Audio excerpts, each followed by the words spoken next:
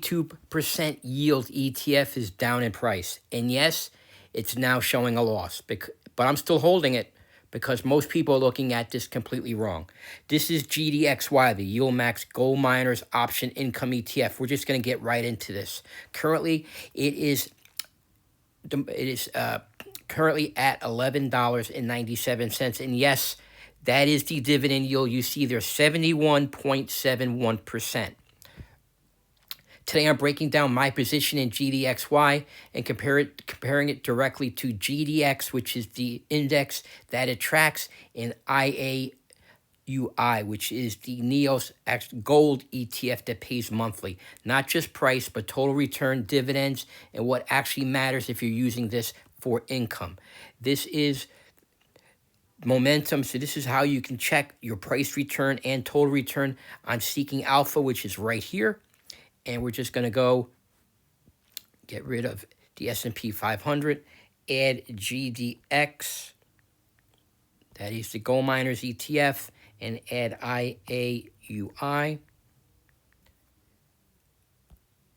Add them both. And that's where we are for price return. As you can see, that's what it is for 1 month. Both GDX and IAUA are not showing as bad of a loss. It's just part of this is that GDXY is with the gold miners, the cost of energy has gone up because of what's going on in Iran, and that has affected the gold miners' pricing as well. That is your 6 month, and as you can see, the GDXY is taking a massive hit, possibly because of the dividends that it's paying out. If you see GDX, the index is actually up while IAUA is actually down. That is 1 year and 5 years. That's your price return. If you go into total return, where you're putting everything together, and you're adding IAUA and GDX, the index is tracking, that's your total return. And you're looking at all three being down for 1 month. 6 months, you're actually up with IAUI and GDX, but still down with GDXY. 1 year, you're up on both, with GDX being ahead. But the thing is, that is not a dividend-paying ETF. That is basically working off of price appreciation. IAUI pays monthly, and that's your 5 year. You do lose, your upside is capped with GDXY. Now, it's because on the surface, one of these looks broken, but that's not the full story. Let's start with GDXY. On price alone, it looks like it's losing ground compared to GDX and IAUI. But if you only looked at the chart, you'd probably assume it's the worst of the three. But that's where that assumption breaks, because price is not the job of this ETF in my portfolio. Now compare that to GDX and IAUI. They're much more straightforward. Gold miners exposure, cleaner structure, more traditional performance tracking. GDXY, on the other hand, is built differently. It's designed around income generation and not clean capital appreciation. And that's where total return becomes the real comparison. Now, what I'm going to do is I'm going to take you to my portfolio and show you exactly where I stand with it currently. This is my current portfolio with GDXY. As you can see, I have 172.55 shares, and the average cost is $15.61. And as you saw before, the share price is $11.97. And that is my market return. I am down $628.08. So my market return is actually 23.32, but the dividends actually help out, which makes my total return only minus 2.3%. And as you can see, that is the dividend yield, and that is my annual dividend income at this point, $1,514.99. See, when you include the dividends, the picture changes. GDX and IAUI rely more heavily on price movement to generate returns. GDXY pulls more of its return upfront through distributions. So yes, the chart can look worse at times, but the cash flow tells a different story. This is where a lot of investors get tripped up. They only look at NAV.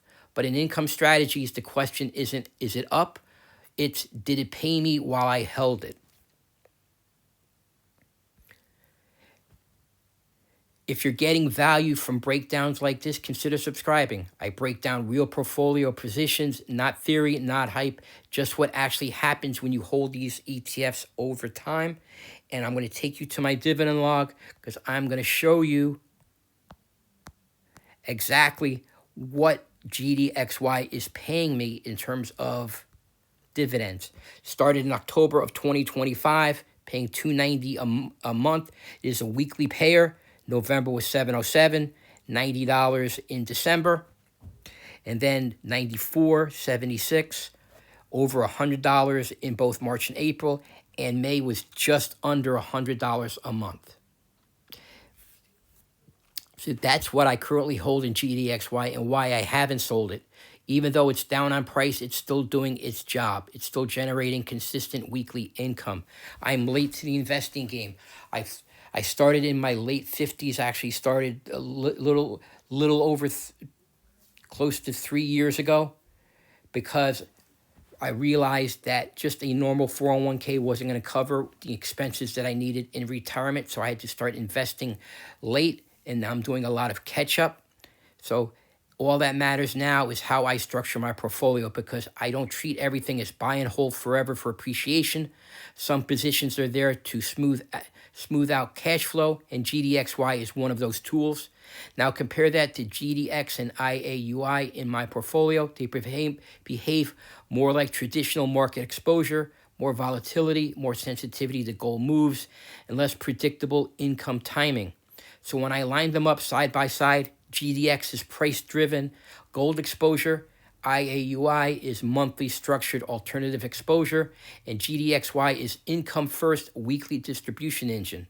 Different tools, different jobs. I give my high-yield income positions a job to do. That is to provide monthly, weekly income. This is the part most people miss. Just because something is down doesn't automatically make it a bad position. If an ETF is meeting its intended purpose, in this case, producing weekly income, then price weakness alone isn't a reason for me to exit. Could it underperform in a bull market? Yes. Could it lag GDX on pure price? Also yes. But that's not why I own it. I own it for cash flow consistency inside my income bucket.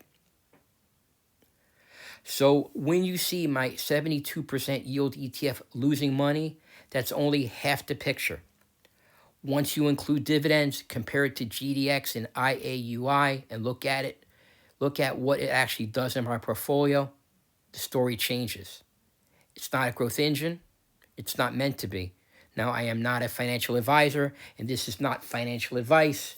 Please consult a financial advisor before you make any sort of investment moves, because previous results do not indicate what could happen in the future. And this is for educational and entertainment purposes only. This is just me just showing you what is happening day by day in my portfolio as I build towards my retirement. So GDXY is not a growth engine. It's not meant to be. It's a weekly income tool, and it's still doing that job. If you want more breakdowns like this where I show real ETF positions, not just theory, hit subscribe, hit like, and drop a comment. Do you prioritize price growth or income consistency in your portfolio right now?